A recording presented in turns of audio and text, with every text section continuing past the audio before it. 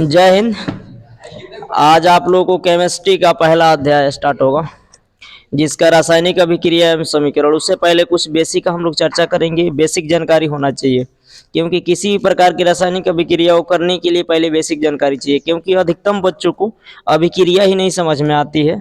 तो आज हम इस पे मोर देन फोकस करेंगे सबसे ज़्यादा। तो आज आप लोग को ये डीपीपी दिया जाएगा, जो बेसिक चीज़ है। पहले बेसिक कंफर्म कर लेंगे, उसके बाद से आगे की बात करेंगे, जिसमें वायलेंसी, रासायनिक गिनती दोनों दिया हुआ है। दोनों पे चर्चा करने के साथ साथ कैसे फार्मूला बनाए, कैसे रिएक्शन होगा, ये सब पे फोकस करेंगे। दोनों एक साथ लेके चलेंगे, ठीक है। चलिए, तो पहले आप लोग ये डीपीपी ले लीजिएगा एक एक करके, कोई दिक्कत होगा नहीं, याद कर लीजिएगा, क्योंकि बिना याद किए आपको रासायनिक अभिक्रिया एवं समीकरण नहीं समझ में आएगा। चैप्टर का नाम ही है रासायनिक अभिक्रिया एवं समीकरण। अभिक्रिया करना है और समीकरण देना है, तो पूर्ण रूप से पहले इस पे फोकस करेंगे हम लोग, उसके बाद से आगे समझ में आएगा, अन्यथा आपको आने वाला नहीं है। तो ये डीपीपी ले लीजिए आप लोग, ये 3 पेपर है, 3 लोग हो, 3 पेपर ले लीजिए। चलिए अब शुरू करते हैं हम लोग क्लास को। ऑनलाइन वाले भी अगर आप लोग कॉपी पेन नहीं लिए हो तो कॉपी पेन ले लें, अन्यथा आपको ये वीडियो देखने से कोई मतलब नहीं होगा।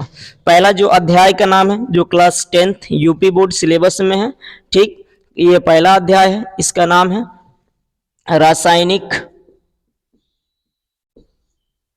रासायनिक अभिक्रिया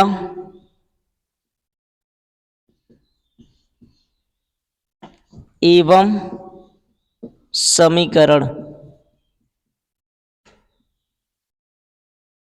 ठीक। Chemical reaction and equation, chemical reaction and equation, इसको इंग्लिश में बोलेंगे केमिकल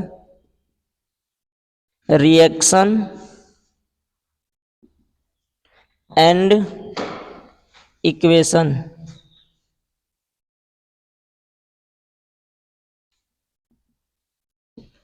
ये है आपका अध्याय का नाम, जो हम लोग पूरे डीपली तरीके से इसके बारे में पढ़ेंगे। रासायनिक अभिक्रिया एवं समीकरण, कैसे रासायनिक अभिक्रिया होगी, किस प्रकार से हम किस समीकरण को व्यक्त करेंगे। इससे पहले हम लोग को फार्मूला पता होना चाहिए। तो जो फार्मूला आप लोग को पहले सिखाएंगे हम, वो बेसिकली आप अच्छे तरीके से सीखने का प्रयास करेंगे, अपने साथ नोट करते चलेंगे, प्रैक्टिस ज़्यादा से ज़्यादा कोशिश करेंगे, तभी ये आपको समझ में आने वाला है। चैप्टर अच्छे से आएगा, इसमें कोई भी एक क्वेश्चन नहीं हो जो आपसे छूट जाए, ऐसा कुछ नहीं होने वाला है। आप इसमें का बेसिक से बेसिक क्वेश्चन को मतलब अच्छे तरीके से समझ सकते हैं, ठीक है। चलिए शुरू करें हम। तो इसमें जो मैंने डीपीपी बनाया है, इस डीपीपी में पहली बात तो ये है, इस चैप्टर के लिए तत्वों का नाम याद होना चाहिए। 1 से लेकर 30 तक, कम से कम 30 तक के तत्वों का नाम याद होना जरूरी है। उसका संकेत याद होना जरूरी है। अभी परमाणु क्रमांक इसमें जरूरी नहीं है, बस संकेत और तत्वों का नाम, 2 चीज आप लोग याद कर लेंगे। एक तीसरे साइड में मैंने लिखा है, उसमें परमाणु भार, उससे भी कोई अभी मतलब नहीं है, क्योंकि उसका यूज आगे आएगा, तो बताया जाएगा आगे क्लास में। अब जो ये है, जो फर्स्ट पृष्ठ पे लिखा गया है, वैलेंसी रासायनिक गिनती लिखा गया है। रासायनिक गिनती क्या क्या होते हैं, रासायनिक गिनती पे आप लोग मेन फोकस करेंगे कि रासायनिक गिनती क्या है। आपको पता है रासायनिक गिनती क्या है, यहाँ तो मैं साइड में लिख देता हूँ रासायनिक गिनती। रासायनिक गिनती, रासायनिक गिनती मेन मुख्य रूप से इस पे फोकस करेंगे आप लोग, रासायनिक गिनती पे। पहला है मोनो, आप लोगों ने नाम सुना होगा, डाई, ट्राई, टेट्रा, पेंटा, हेक्सा, हेप्टा, ओक्टा, नोना और डेका। विशेष करके ऑनलाइन वाले भी इसे लिखते चलेंगे ताकि उनको समझ में आ सके। ये मोनो का मतलब बाबू हुआ 1, डाई का मतलब 2, ट्राई का मतलब 3, टेट्रा का मतलब 4, पेंटा का मतलब 5, हेक्सा का मतलब 6, हेप्टा का मतलब 7, ओक्टा का मतलब 8, नोना का मतलब 9, डेका का मतलब 10। विशेष रूप से आप इसे नोट कर लेंगे। जब नोट करते चलेंगे तो किसी प्रकार के, जैसे आप लोग गिनती याद करते हो ना, 1 2 3 4, जैसे इस प्रकार से, वैसे ही रसायन की भी अपनी गिनती है। जो अपनी गिनती किस तरीके से गिनता है, 1 को गिनता है मोनो, एक जो होगा उसको पढ़ता है मोनो, दो को पढ़ता है डाई, तीन को पढ़ता है ट्राई। इस प्रकार से डेका तक यानी 10 तक लिखा हुआ है। 10 तक ही कंपलसरी है। अभी आगे जैसे जैसे आप लोग क्लासेस बढ़ेंगी वैसे वैसे गिनती की संख्या ही बढ़ेगी आवश्यकता के अकॉर्डिंग। तो इन दोनों को ध्यान में रखते हुए आप इसे नोट करेंगे। अब आइए मैं बात करता हूं मोनोवैलेंसी की एक संयोजकता की। तो एक संयोजकता में थोड़ा सा उसके डीपली में भी बात करेंगे कि उस पे संयोजकता एक ही क्यों आया, ये भी बात कर लेंगे थोड़े से। तो मोनोवैलेंसी, मोनोवैलेंसी मतलब इसका हिंदी मतलब होगा एक संयोजकता। क्या होगा? एक संयोजकता। अब आपके दिमाग में एक प्रश्न उठ रहा होगा, सर संयोजकता वैलेंसी कह रहे हो है क्या? संयोजकता को इंग्लिश में हम वैलेंसी कहते हैं, वैलेंसी। ठीक है, संयोजकता को इंग्लिश में क्या बोलेंगे? वैलेंसी। अब यहाँ पे विशेषकर ये समझेंगे कि संयोजकता होता क्या है। संयोजकता कहते किसे हैं? तो किसी भी तत्व को, मतलब कोई भी तत्व है अन्य तत्वों से जो जुड़ने की उसकी क्षमता होती है, जो प्रवृत्ति होती है, उसे हम क्या कहेंगे? मोनोवैलेंसी के। मतलब एक के साथ जुड़ेगा तो मोनोवैलेंसी। अब मोनोवैलेंसी में क्यों उसको मोनो ही कहेंगे? तो उस पे प्लस या माइनस का चार्ज एक होगा तो मोनो बोलेंगे, प्लस या माइनस का चार्ज। एग्जाम्पल के लिए आप लोगों को मैं बताऊंगा, सोडियम जो होता है, सोडियम आप लोगों ने नाम सुना ही है, सोडियम जिसको क्या बोलते हैं? Na पर एक प्लस का होता है। ये आप लोग जेनविन देखे ही होंगे, कोई दिक्कत तो होगा नहीं। उसके बाद क्या है? पोटेशियम है, पोटेशियम तो के प्लस का होगा। ठीक, इसी प्रकार से बहुत सारे एलिमेंट्स है, लेकिन लिख देता हूं मैं। सिल्वर है जिसको बोलेंगे Ag प्लस।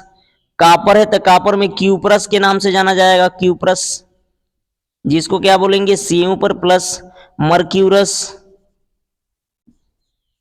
जिसको क्या बोलेंगे? Hg पर एक प्लस। हाइड्रोजन, हाइड्रोजन H पर प्लस का एक। तो आप लोग ये देख रहे होंगे, लेकिन आपके मन में एक प्रश्न उठ रहा होगा, सर इस पे प्लस का एक ही क्यों आता है? आपके अंदर एक प्रश्न उठ रहा होगा कि इस पे प्लस का एक ही क्यों आता है, अधिक क्यों नहीं हो सकते हैं? तो थोड़ा सा उसके कारण हम जान लेंगे इधर साइड में, ताकि उसका कारण समझ में आ जाए आप लोगों को। तो कारण ये है, तो Na प्लस है। तो पहली बात बताइए, आप थोड़ी सी डीपली जाएंगे तो Na का परमाणु क्रमांक कितना होता है? 11। परमाणु क्रमांक का मतलब कितने नंबर पे आता है? 11 नंबर पे आता है। तो किसी भी तत्व का जितना परमाणु क्रमांक होगा उसमें उतना ही इलेक्ट्रॉन, उतना ही प्रोटॉन होते हैं और उतना ही उसका परमाणु क्रमांक होता है। तो मेरे कहने का मतलब है, जेड का मतलब परमाणु क्रमांक, उसमें उपस्थित इलेक्ट्रॉन और प्रोटॉन, ये तीनों आपस में क्या होते हैं? बराबर होते हैं। मेनली आप इसे याद रखेंगे, कई जगह एग्जाम में इसे पूछ भी लिया जाता है बच्चों से कि किसी भी तत्व, एक तत्व है जिसमें 12 इलेक्ट्रॉन है तो परमाणु क्रमांक बता दो। तो परमाणु क्रमांक उसका क्या होगा? 12 इलेक्ट्रॉन है तो 12 परमाणु क्रमांक होगा। तो इस प्रकार से करके प्रश्न पूछ लिया जाता है। अब इसमें आप विशेषकर ध्यान दोगे, इस पे हमें फोकस करना है। तो ये बताइए, इसका परमाणु क्रमांक 11 है, तो जाहिर सी बात है उसमें 11 इलेक्ट्रॉन और 11 प्रोटॉन होंगे। तो इसको जाहिर सी बात है। अब यहाँ पे थोड़ी सी डीपली फोकस ये करेंगे, आप इलेक्ट्रॉनिक विन्यास का प्रयास करेंगे। इलेक्ट्रॉनिक विन्यास आप उसको क्लास 9th में अध्ययन किए होंगे, बोरवरी के अकॉर्डिंग अध्ययन किए होंगे क्लास 9th में। अब बाउ के अकॉर्डिंग क्लास 11th में करेंगे कि अब बाउ के अकॉर्डिंग कैसे इसको इलेक्ट्रॉनिक विन्यास करा गया है। अब यहाँ पे देखिए 11 परमाणु क्रमांक है। 11 परमाणु क्रमांक होने का मतलब ये हुआ कि 11 हमारे पास क्या है? इलेक्ट्रॉन है। इलेक्ट्रॉन का ही बंटवारा करना है हम लोगों को, तो इलेक्ट्रॉन का ही बंटवारा नोट कर लीजिएगा कहीं साइड में। अब यहाँ पे ध्यान दीजिए, 11 इलेक्ट्रॉन हम लोग पास उपस्थित है, तो इसका इलेक्ट्रॉनिक विन्यास करें तो 2, 8 और 1। ऐसा आप लोगों ने इलेक्ट्रॉनिक विन्यास सीखा होगा, नहीं सीखे होंगे अगर ऑनलाइन वाले तो आप कमेंट करना, इस पे मैं बना दूंगा एक वीडियो जो आप देख सकते हो उस चीज को। ठीक, तो पहले हम देखते हैं। यहाँ पे यहाँ बताइए कितने कक्षक बने हैं, कितने कोष बने हैं? 3 कोष बने हैं। सबसे बाहरी कोष में कितने इलेक्ट्रॉन है? 1 इलेक्ट्रॉन है, 1 इलेक्ट्रॉन है ना। बाहरी कक्षा में उपस्थित इलेक्ट्रॉन को संयोजी इलेक्ट्रॉन के नाम से भी जानते हैं। अगर पूछ दिया जाए सोडियम में कितने संयोजी इलेक्ट्रॉन होते हैं? 1 संयोजी इलेक्ट्रॉन होता है। अब प्रॉब्लम आई कि भाई अब होगा क्या? तो होगा ये कि ये अपना अस्थायित्व प्राप्त करने के लिए बाह्य कक्षक में 8 इलेक्ट्रॉन का होना क्या है? अनिवार्य है। तो लेकिन बाह्य कक्षक में कितने इलेक्ट्रॉन है? एक 8 बनाने के लिए या तो 7 का मांग करेगा या तो 1 का त्याग करेगा, यही तो होगा। 1 छोड़ देगा या तो 7 का मांग करेगा। तो क्या 7 लेना संभव है? बहुत ज्यादा एनर्जी लगेंगे। तो क्या करेगा, 1 को आराम से हटा देगा। 1 को जैसे हटाएगा तो ये क्या हो जाएगा, 2 और 8। तो ये किसका इलेक्ट्रॉनिक विन्यास है, 2 और 8। तो 2 8 इलेक्ट्रॉनिक विन्यास है Na+1 का। अगर कोई कंपटीशन एग्जाम में पूछ देता है Na+1 का इलेक्ट्रॉनिक विन्यास बताइए, क्योंकि लड़का कंफ्यूज हो जाता है। कंफ्यूज इसलिए हो जाता है, भाई मैंने Na का सिर्फ सीखा है लेकिन Na पर +1 चार्ज का नहीं सीखा है। इसी प्रकार से आप एल्युमिनियम ले लीजिए। एल्युमिनियम कितने नंबर पे आता है बाबू, 13 नंबर पे। जैसे आप इसका इलेक्ट्रॉनिक विन्यास करेंगे तो क्या हो जाएगा, 2 8 और 3 हो जाएगा। होगा कि नहीं होगा? अब बताइए बाह्य कक्षक में कितने इलेक्ट्रॉन है, 3 इलेक्ट्रॉन है। बाह्य कक्षक में 3 इलेक्ट्रॉन है तो 3 को तो 5 तो ले नहीं सकते, तो 3 को छोड़ना क्या होगा, संभव होगा। तो 3 को आराम से कह देंगे भाई तू हट जा, बाद में तुमसे मिल लेंगे हम। अब यहाँ पे ये बड़ी सी बात आ गई। अब इसका इलेक्ट्रॉनिक विन्यास क्या हो गया, Al+3 का इलेक्ट्रॉनिक विन्यास क्या हो गया, 2,8। अब कहोगे सर दोनों का तो एक ही है। तो भाई बाह्य कक्षक तो 8 संतुष्ट है ना। कोई भी भाग दौड़ अगर एलिमेंट कर रहा है तो जाहिर सी बात है वो अपने अस्थायित्व को प्राप्त करने के लिए कर रहा है। अब यहाँ पे ये अपना अस्थायित्व प्राप्त कर लिया है, इसलिए कर लिया क्योंकि इसके बाह्य कक्षक में 8 इलेक्ट्रॉन क्या हो गया, पूरा हो गया, इसलिए अपना अस्थायित्व प्राप्त कर लिया है। तो इसे आप लोग समझ गए होंगे।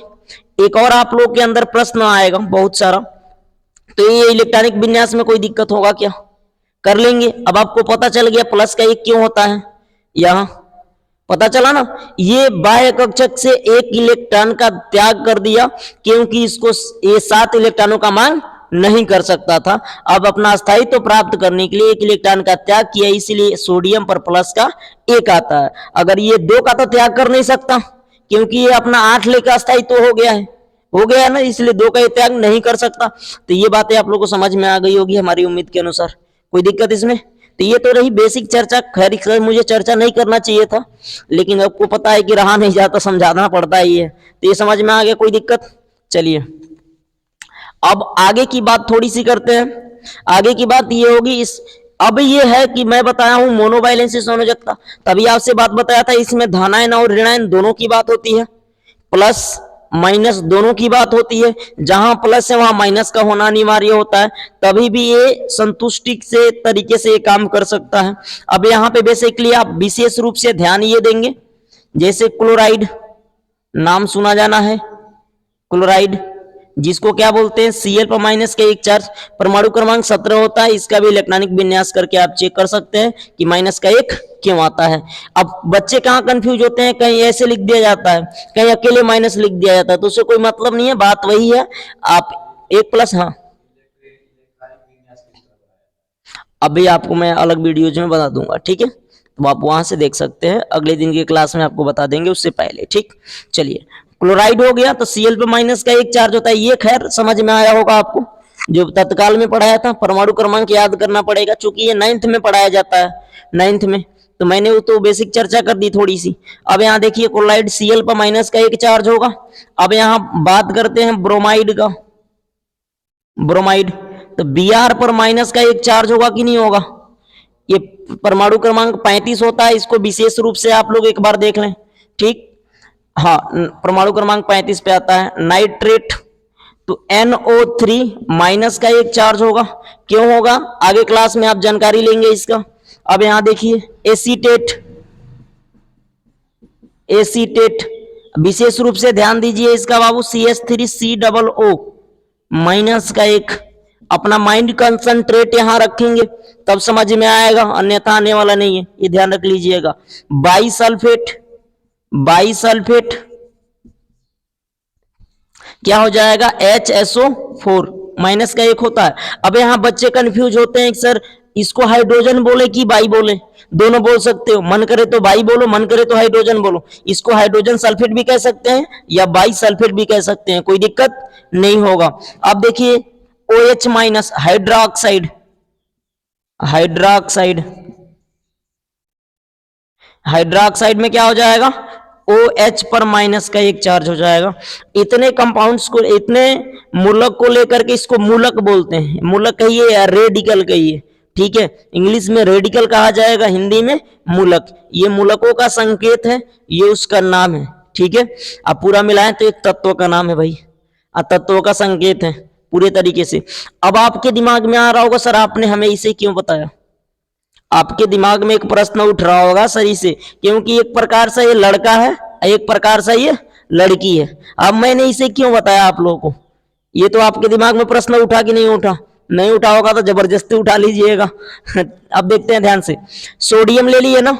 अब एक बात थोड़ी सी मैं पीछे चलता हूं ताकि थोड़ा सा एक कंफ्यूजन दूर हो जाएगा आप लोगों का। गणित में जैसे आप बराबर चिन्ह का प्रयोग करते हैं ना, करते हैं, केमिस्ट्री का भी अपना बराबर का चिन्ह होता है।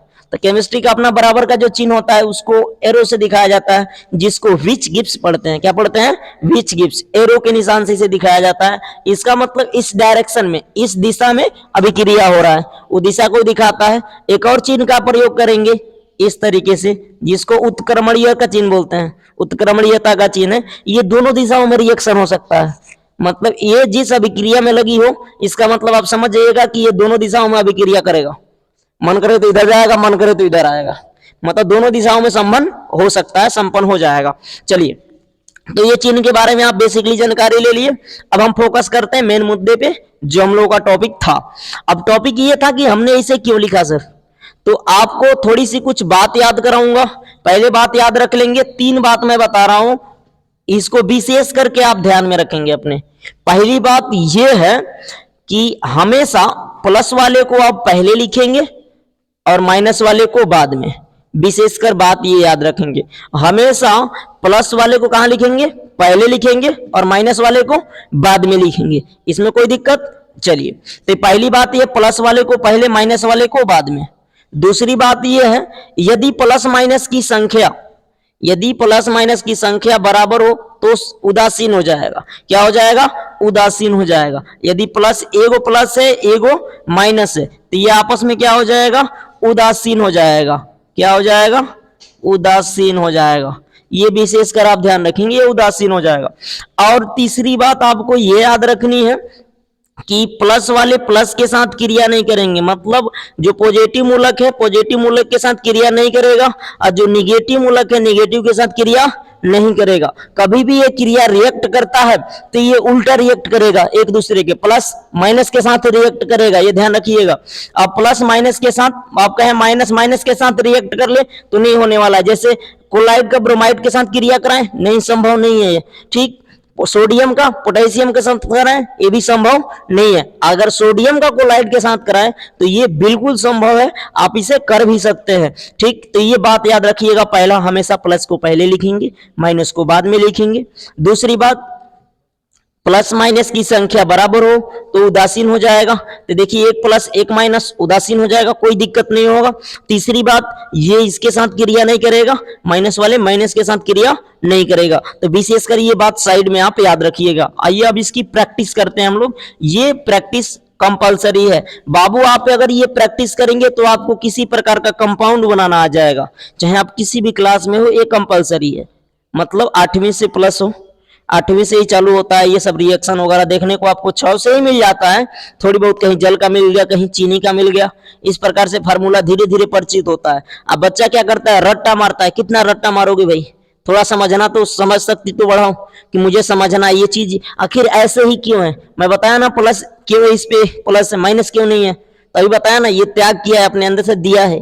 कितना दिया है? 1 दिया है, इसलिए 1 प्लस है। अगर 2 दे देता तो 2 प्लस होता, 3 देता तो 3 प्लस, 4 दे नहीं सकता, 4 में कंफ्यूजन है उसको, क्यों? माइनस का चिन्ह रहेगा, सिंपल सी बात। अगर त्याग कर रहा है यानी दे रहा है तो प्लस, अगर ले रहा है मांग रहा है क्या? साझेदारी करेगा। तो ऑर्गेनिक केमिस्ट्री में आपको पढ़ाया जाएगा, ठीक है। तो वो क्लास 11th में आप पढ़ेंगे। 10th में है, 10th में 4था अध्याय है, उस पर हम चर्चा करेंगे। चलिए ठीक है, चलिए बाबू आप लोग भी ध्यान दीजिए। अब हमेशा बताया था प्लस वाले को पहले, तो प्लस वाले में जो आपको लगता है उसे आप ले लीजिए, कवर कर लीजिए, कोई दिक्कत नहीं होगा। तो मेरा लगता है सोडियम ले लूं। सोडियम तो Na पर एक प्लस का चार्ज हो गया, प्लस। अब यहाँ विशेषकर ध्यान देंगे, निगेटिव वाले में से कोई ना कोई ले लेंगे, तो ठीक। Cl माइनस का चार्ज ले लेते हैं, विच गिव्स, गणित तो नहीं पढ़ रहे हैं कि बराबर का चिन्ह लगाएंगे, केमिस्ट्री पढ़ रहे हैं, तो जाहिर सी बात है विच गिव्स तीर का निशान लगाएंगे। तो एक बताइए, एक प्लस एक माइनस उदासीन होगा कि नहीं होगा? होगा। एक प्लस एक माइनस उदासीन होगा कि नहीं होगा? उदासीन हो जाने का मतलब ये दोनों हट जाएंगे और क्या आ जाएगा? NaCl। बात समझ में आई? नहीं आई होगी। एक बार दूसरा एग्जांपल लेते हैं, सोडियम के साथ ही ले लेते हैं नाइट्रेट ले लेते हैं NO3 माइनस का।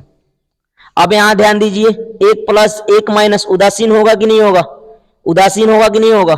होगा। तो ये क्या हो जाएगा? NaNO3। तो एक प्रकार से कंपाउंड बनाया, कंपाउंड बनाया कि नहीं बनाया? अब यहां पे ध्यान दो, K प्लस का हो गया, ठीक, और यहां पे ले लेते हैं OH माइनस का ले लिए, तो क्या बनाएगा बाबू? बोलिए क्या बनाएगा? आप लोग भी बोलिए ऑनलाइन वाले, KOH बनाएगा। क्या बनाएगा? KOH। अब यहां एक विशेष प्रकार की चीज आपको समझाएंगे, ये क्रिया कोई दिक्कत है क्या? पहले प्लस वालों के लेना है, फिर माइनस में से कोई भी लिखना है, बस अभी इसे नहीं लिखना है क्योंकि ये थोड़ा बहुत अपवाद का काम करता है, आपको कंफ्यूज कर देगा। तो मैं आपको ये अगली क्लास में बताऊंगा कैसे है, क्यों है, ठीक। चलिए, तो ये बात आप लोगों को समझ में आ गई होगी। ऑफलाइन वाले आ गया, ऑनलाइन वालों को तो आया ही होगा भाई। इसको ज्यादा से ज्यादा आप प्रैक्टिस करेंगे तो आपको आएगा, बिल्कुल आएगा बाबू। बस आप बने रहिए वीडियो में लास्ट तक, तब आपको बिल्कुल समझ में आएगा, ठीक है। चलिए, तो ये बात समझ में आई। अब यहां से एक नया चीज हम लोग सीखेंगे। नया चीज क्या है? ये जो लिखा हुआ है ना, ये जो लिखा हुआ है यहां से यहां तक पूरा है, इसको हम बोलते हैं अणुसूत्र। क्या बोलते हैं बाबू? अणुसूत्र या रासायनिक सूत्र। रासायनिक सूत्र, अणुसूत्र या रासायनिक सूत्र, इंग्लिश में क्या बोला जाएगा? इसको बोलते हैं मॉलिक्यूलर फार्मूला।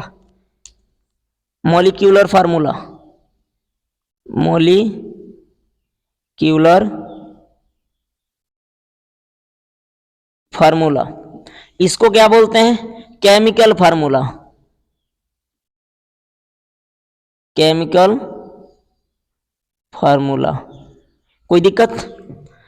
ये जो लिखा हुआ है, अब एक प्रश्न यहां से उठेगा, इसका रासायनिक नाम क्या होगा? रासायनिक नाम क्या होगा? ठीक, रासायनिक नाम यहीं से, इसके बाद हम लोग सीखेंगे रासायनिक नाम। दिख रहा है आदि? देख लेना, रासायनिक नाम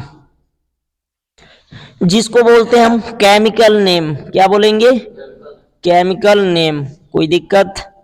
चलिए, केमिकल नेम, इसका केमिकल नेम क्या होगा? Na का मतलब सोडियम। देखिए, Na का मतलब क्या है? सोडियम है। Cl का मतलब क्या है? क्लोराइड है। तो दोनों को मिला देंगे तो क्या हो जाएगा? Sodium chloride. सोडियम क्लोराइड दिख रहा है? ये हो जाएगा सोडियम, बोलिए क्या होगा?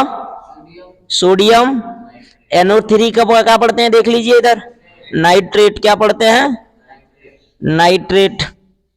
चलिए, इसे के को क्या पढ़ेंगे? पोटेशियम। के को पोटेशियम पढ़ते हैं। OH को यहां देख लीजिए, हाइड्रोक्साइड। हाइड्रोक्साइड। ऑनलाइन माइंड भी आप सब भी प्रैक्टिस करिए, इस पे के ज्यादा से ज्यादा क्वेश्चन बनाने का प्रयास कीजिए। अगर आपको इसका PDF चाहिए तो टेलीग्राम चैनल का नाम बता देंगे, उस चैनल पे जाएंगे तो आप इसका PDF मिल जाएगा, ताकि आपको ये लिखना यहाँ से ना पड़ेगा। वहां से आप PDF को चाहे तो प्रिंट आउट करा सकते हैं, कोई दिक्कत आपको नहीं होगा। बेसिकली आप इस पे थोड़ी सी प्रैक्टिस कीजिए, कोई दिक्कत हमारी उम्मीद के अनुसार आपको नहीं होने वाला है। थोड़ा सा देखिए, इसे स्क्रीनशॉट कर लीजिए।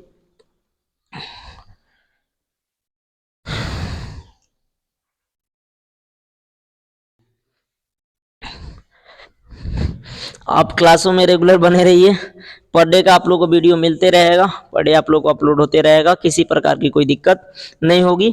आप यहाँ से नोट्स अच्छे से तैयार कर सकते हैं, अच्छे से अपने बोर्ड एग्जाम की तैयारी कर सकते हैं। ओके, धन्यवाद।